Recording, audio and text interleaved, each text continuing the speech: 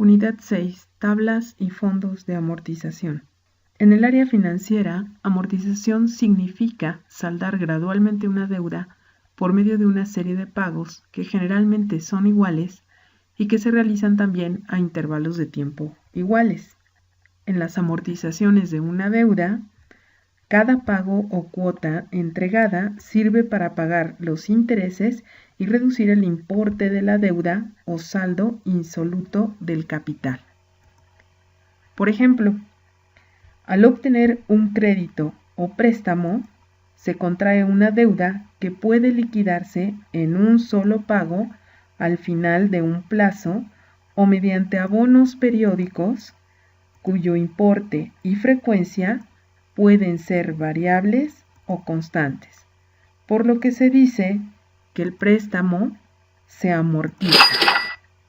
El fondo de amortización es una suma de dinero que se va acumulando con el fin de obtener un determinado monto para adquirir un bien en el futuro.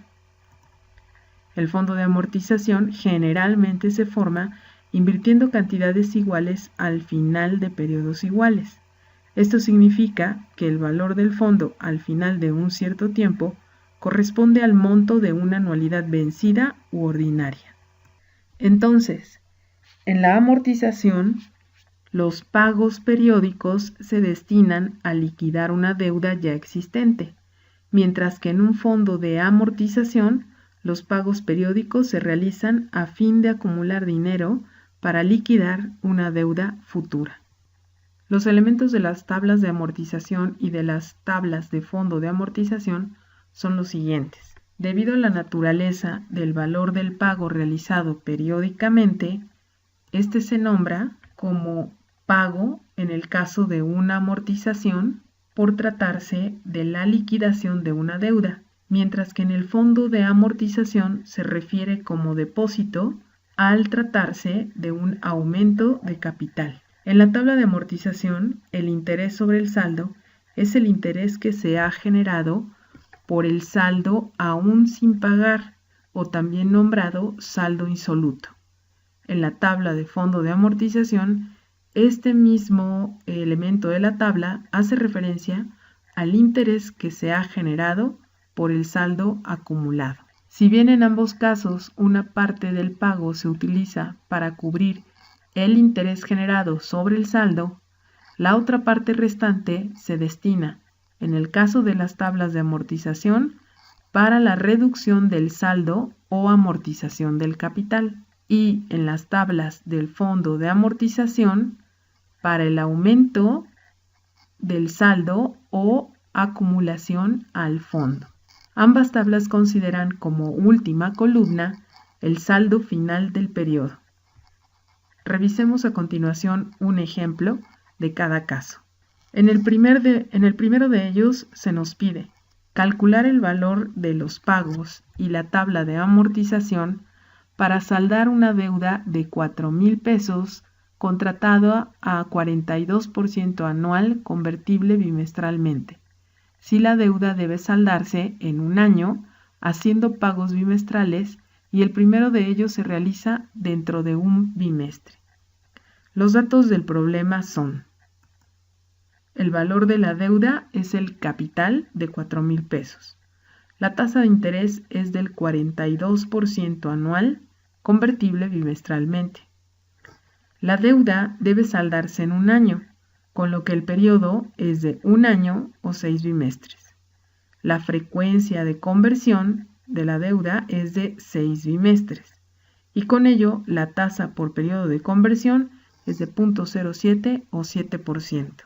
Puesto que el primer pago se realiza al final del primer periodo bimestral, el problema considera una anualidad vencida, donde al sustituir en la fórmula los datos del capital o monto de la deuda de 4,000 pesos, la tasa de interés por periodo de 0.07 y el intervalo de tiempo total de 6 bimestres, el valor de los pagos obtenidos a realizar cada 2 meses durante un año es de 839.18 pesos. Al construir la tabla de amortización, el periodo 0 corresponde al inicio de la operación financiera y su saldo es el equivalente al valor de la deuda. Al final del primer bimestre se realiza el primer pago, que es de 839.18. El interés sobre el saldo se obtiene al multiplicar el saldo del periodo anterior por la tasa de interés. En este caso es de 4,000 por la tasa de interés, que es de 0.07, con lo cual los intereses generados en el primer bimestre son de 280 pesos. El monto destinado para amortizar el capital se obtiene al restar del valor del pago el correspondiente a los intereses generados, siendo en el primer periodo de 839.18 menos 280 un total de 559.18. El nuevo saldo se calcula como la resta del saldo anterior menos la amortización. Para el primer periodo, el saldo anterior es de 4,000 pesos, menos 559.18 nos da un nuevo saldo de 3,440.82. Observa que al continuar estos mismos cálculos durante los 6 periodos restantes, el saldo final es de 0, con lo cual la deuda de 4,000 pesos ha sido cubierta. En el segundo ejemplo, se nos plantea: una empresa debe pagar dentro de 6 meses la cantidad de 2,000 pesos. Para asegurar el pago, el contralor propone, dado que hay liquidez en la empresa, acumular un fondo mediante depósitos mensuales a una cuenta que paga el 60% convertible mensualmente. ¿De cuánto deben ser los depósitos? ¿Cómo se estructuraría la tabla de fondo de amortización? En este caso se proporciona el valor del monto a pagar al final de la operación, que es de 2,000 pesos. La tasa de interés a aplicar es, en el fondo, es del 60% convertible mensualmente. Puesto que la empresa debe pagar en 6 meses, el periodo de tiempo de la inversión es de 6 y la frecuencia de conversión es de 12 meses en un año. Con todo esto, la tasa por periodo de conversión es de 0.05. Se nos pide calcular el valor de los pagos o depósitos, considerando una anualidad vencida, y después de sustituir los datos, encontramos que el valor de cada depósito mensual debe ser de 294,034.94 pesos. En la tabla de fondo de amortización se observa que en el momento inicial de la operación, el saldo equivale al monto del primer depósito. Para el primer periodo, los intereses generados sobre el saldo anterior son de 14,701.75 pesos.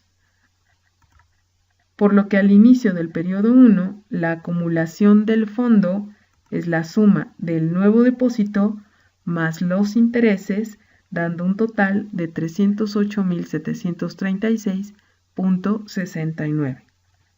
El saldo al inicio del primer periodo será entonces de 602,771.63 pesos, que corresponde a la suma del saldo anterior o en el momento de inicio más lo acumulado.